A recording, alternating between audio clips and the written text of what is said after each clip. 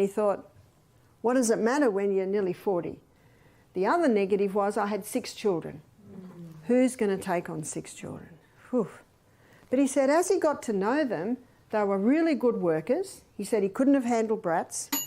He said they were really good workers, so he put that to the positive side, team of workers. So he got up one morning, he said to his daughter, who was all of 11, well, it's all in.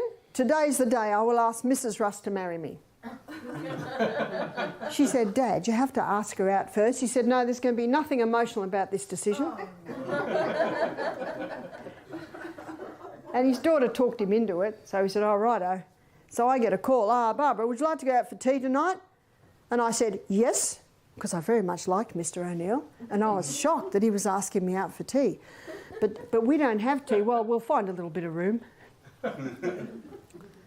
I went out, you call it supper, went out with him to a restaurant and we had a light meal and talked about work. He was the business manager of Living Valley Springs and I was the part-time supervisor in the health centre. I still had a few kids at home on school.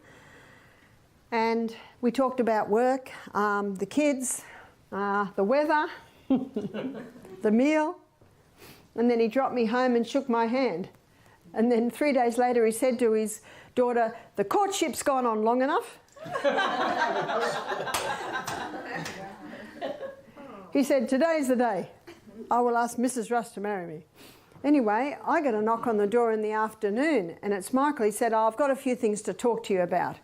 I said, yes. He said, can I come in? I said, yes. He sat down. He said, would you like to sit? I said, no, I think I'll stand. I didn't know what was coming. I don't know why he'd asked me out. I just didn't know anything.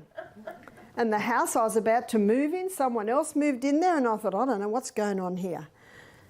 So I said, yes. He said, well, I've been thinking about things and I think you and I should get married. I said, this is very analytical. He said, I'm a very analytical person.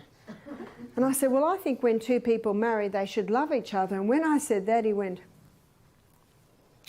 I'm very attracted to you and I love your character.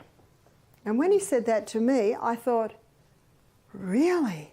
I'm very attracted to this man and I love his character. I love the fact that he's a mover and shaker and I love, you know, and I loved his sense of humour, which is quite crazy.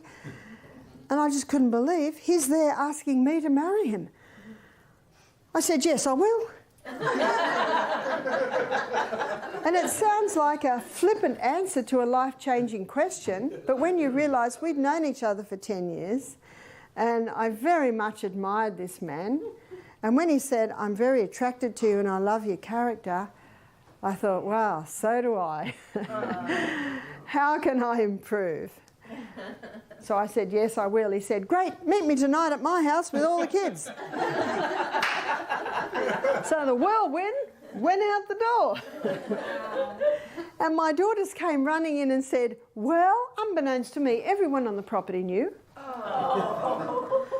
I said, yes, and they started cheering because Michael was their boss and he was very fair and I had a couple of people come up to me and say, you know, you're marrying a very hard man.